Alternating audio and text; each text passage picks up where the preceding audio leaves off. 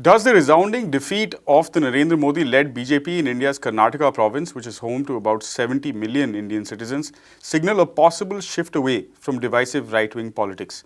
As Thailand goes to polls, we ask, will the cycle of elections, protests and coups in that country come to an end? And in the Philippines, former Senator Leila de Lima moves one step closer to freedom. What has changed in the court's treatment of this vocal critic of the former president, Rodrigo Duterte? Salams, you're watching Daily Debrief on People's Dispatch with me, Siddhant Ani. And these are the questions we'll be asking our reporters today. First up, though, the Indian National Congress Party has turned in a solid performance at the state assembly elections in the southern state of Karnataka in India.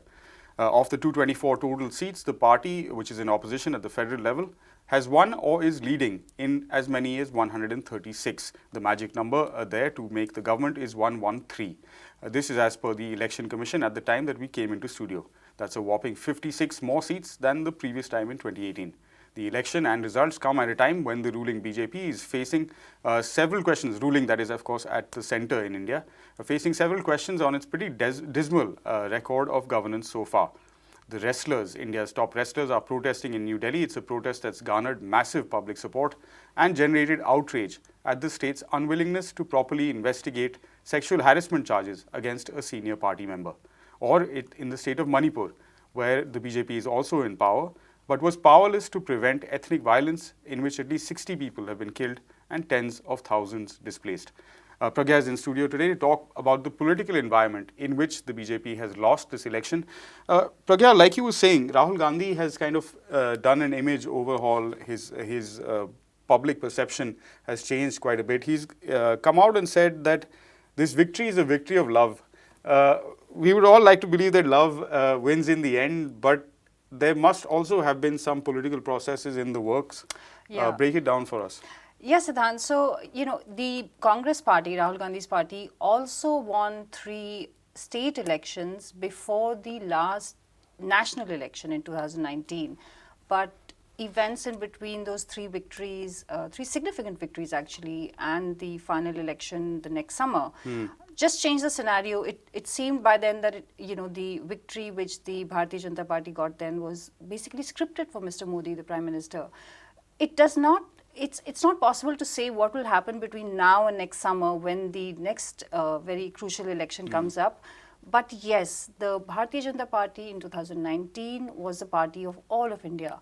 Now it looks more like a party of half of India. That's the sort of control it has over, states or provinces.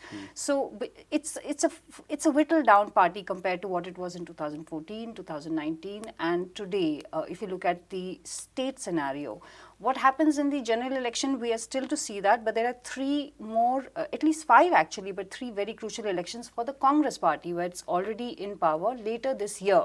So it's not as if the job of the opposition to the BJP is over. The voices from Karnataka we were getting today were sort of emphasizing exactly that, saying that, look, we don't want the Congress party, which is known to sort of try to rest on its laurels a little too early, to not do that this time. And it's also important for the opposition as a whole to learn certain lessons, which we will see once the entire election results are out. But it seems as if the hardline nationalism based on religion, which the ruling party uses, was sort of adopted by a lot of parties which wanted to counter the BJP in its softer form. And this time the Congress party, Rahul Gandhi's party, did not do that in Karnataka. So maybe it will actually stem this rising tide of Hindu nationalism, which was beginning to overwhelm the political discourse, overwhelm the media, overwhelm people, so much so that there was this whole narrative created largely by the media that the BJP is undefeatable. And the Karnataka election does show that it is not. Okay. There was also this sort of what you were mentioning, I guess, the politics of the other that is being played. So what was different this time are like issues of governance, price rise, unemployment, these kind of things that we've been talking about that are issues for people like us around the world. Yeah. Are those issues, did they come front and center? It seems like they did, because when you do not raise divisive issues which tend to polarize voters and divide them along religious or caste identity, then naturally you're going to raise some issues. Now, the important thing also is that even an independent candidate contesting an election is going to say that he's going to work for the people, he's going to fight high inflation, he doesn't want women to be, relegated to the sidelines of politics or social life, etc. What was different this time was the organizational abilities of the Congress party, and I think they were able to project from an early time that they intend to win this election, and somehow they convinced the voters that they intend to also fulfill some of the promises they're making.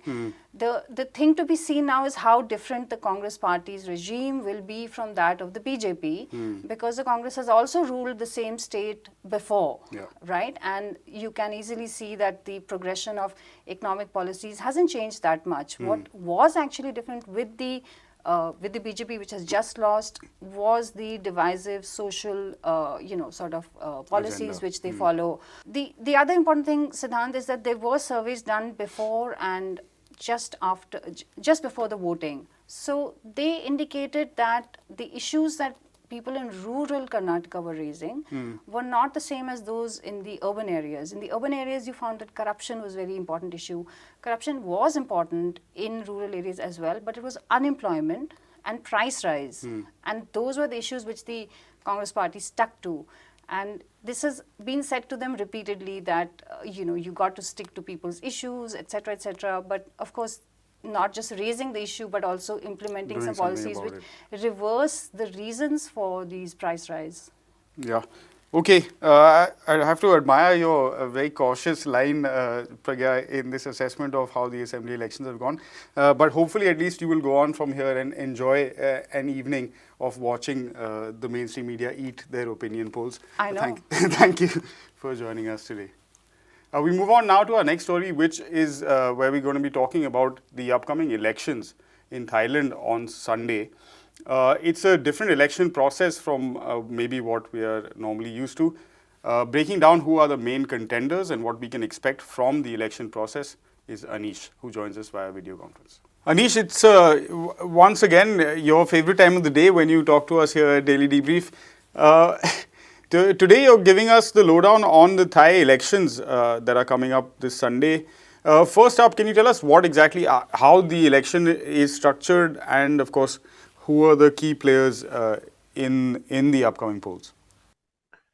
Yeah, so the system is fairly simple right now because they did go through a certain set of reforms in 2021 after not just opposition parties, but a lot of civil society movements and political reformers wanted change in the manner in which the electoral system was structured. Now, in the current system, there is about 500 seats in total for the lower house of parliament, of which about 400 are elected through the first past the post system, which is basically, or what in the US they call it the plurality system, where whoever gets the highest votes, whether or not they get the majority, will win the seat. And the rest 100 are elected through a closed party list, where voters' party preference would decide how many of them get into the parliament. Now, in an earlier system, there used to be this sort of like compensatory system, which is quite similar to what they have in, say, Germany, which is that there were about 150 seats called for the party list, and depending on who got the least number of votes, and if they crossed a certain threshold, they will be given a certain number of seats as compensation for not performing well in the plurality or the first past the post system. And so the top party will not necessarily get too many seats, and it will be the other parties who gain from it. What happened was that they changed the benchmark right in the middle of the election, and that gave a lot of smaller parties a couple of seats. And these parties were the ones who were more likely to be pro-military or pro-Prayut, and their alliance allowed Prayut to claim a majority in the lower house, which gave him a certain kind of legitimacy, but it was contrived anyway.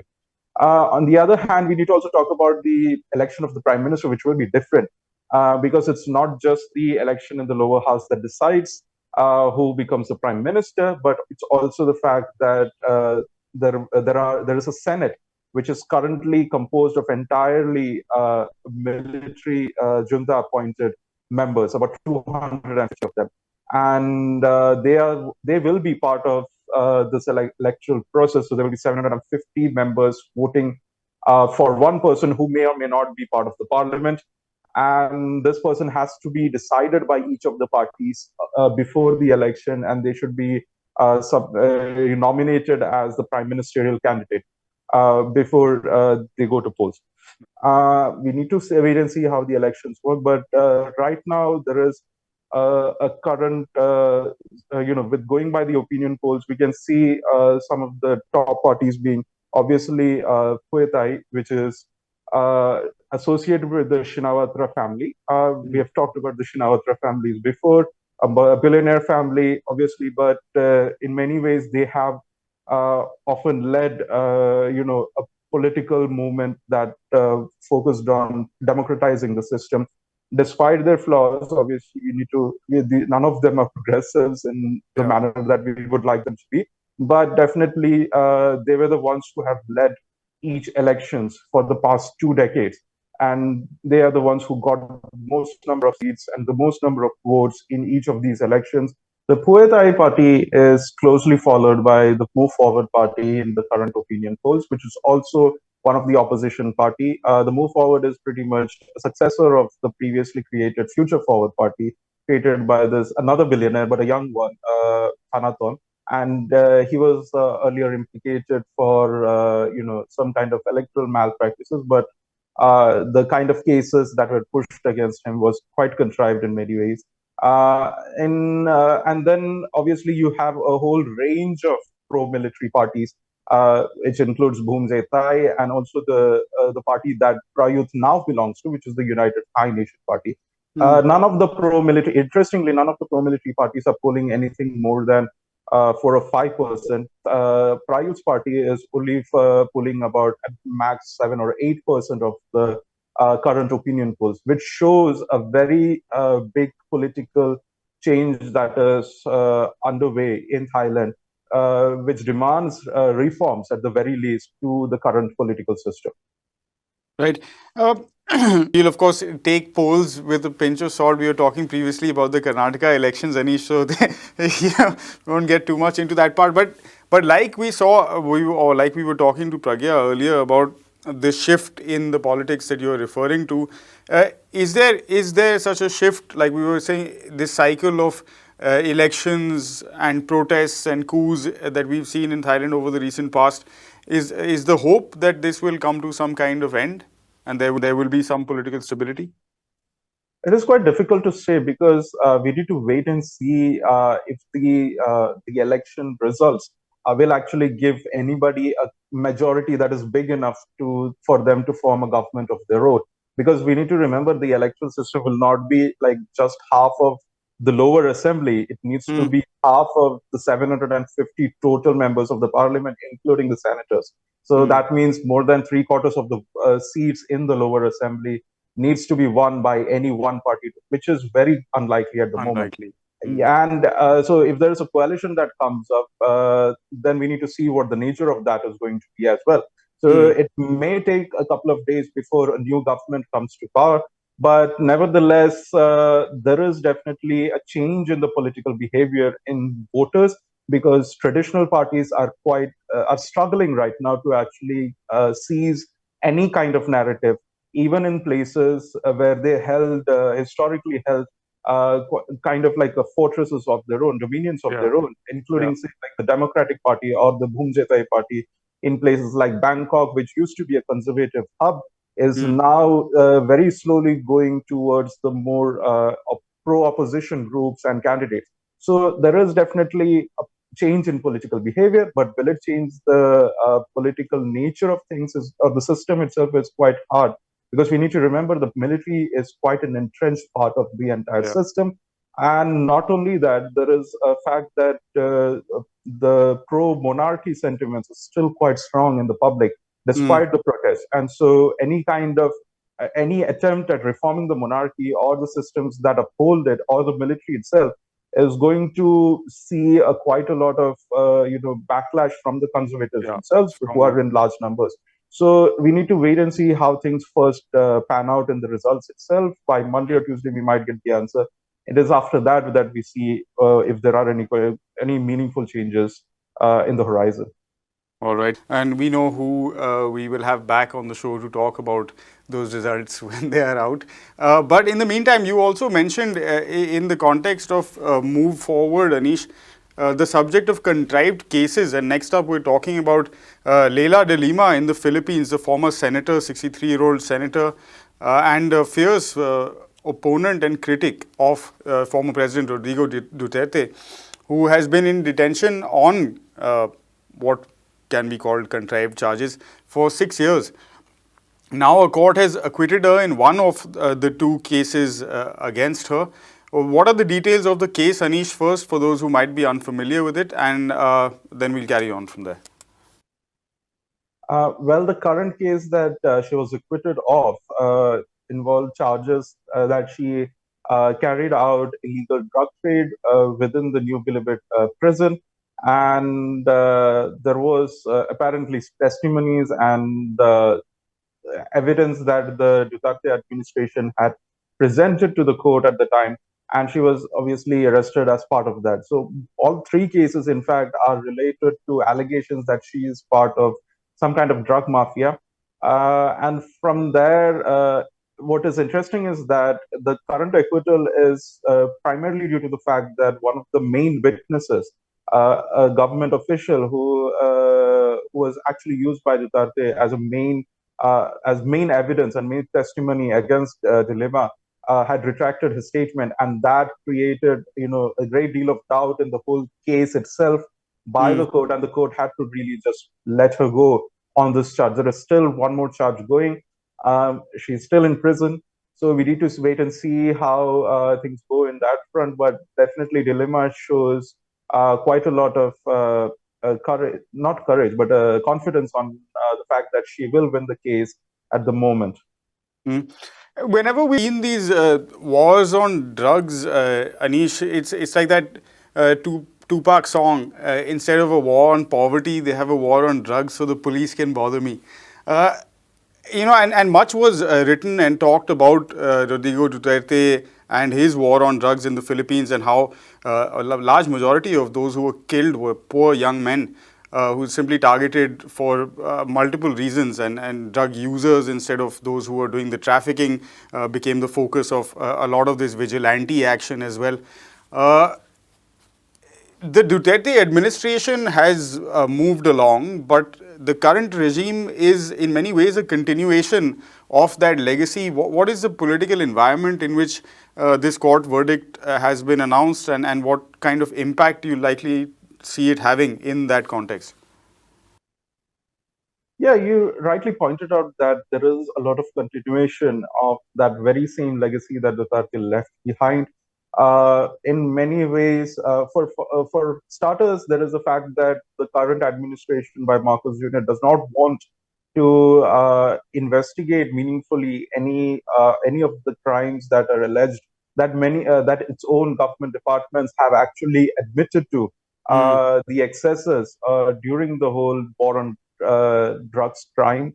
The war on drugs campaign, and even the fact that there were more than 6,000 people by official estimates who were killed as part of the campaign, and there is almost no attempt to meaningfully address any of these issues, or the matter of infringement of rights, and obviously the civil society itself. Dilemma's case is kind of like exemplary in that sense. She was a senator. She was a known human rights activist, and obviously a major critic of the Duterte's war on drugs campaign. And that the fact that she was in jail for most of her tenure as a senator, the previous tenure as a senator, shows that somebody even like her was not immune to the kind of infringement of rights that was quite rampant during Duterte's administration, and nothing of that sort is nothing is being done under the Marcos Jr. administration to address the kind of infringement of rights that have happened. In this case, it is quite clear that she was targeted. There is no doubt about that. The kind of charges that have been put against her has very little substance. And the very fact that you have witnesses retracting their testimonies under the new administration because there is no political support, obviously, it shows that the case itself was just an attempt to, vindictively target anybody who was a critic of the government's attempt, because she was also part of the campaign to, internationalize the issue. It brought international attention to the crimes that were happening, the killings, the extrajudicial killings, especially, which actually targeted a whole lot of activists in the name of being drug users. We have talked about how activists who were killed had like a stamp on them that would say that they were a drug user or something of that sort. And this is very similar to what has happened to her. Even though she was not killed, she was definitely jailed in the name of being a drug peddler. All right. And with that, we thank you for those reports leading us into the weekend, and also wrap up this episode of the Daily Debrief. We'll be back on Monday with another round of conversations with our reporters talking about issues, news stories, and beyond the headlines around the world. Meantime, we urge you, as always, to head to our website, peoplesdispatch.org, for details on this and all of the other work we do. Don't also forget to give us a follow on the social media platform of your choice for regular updates. We'll see you Monday. Until then, thanks for watching. Goodbye.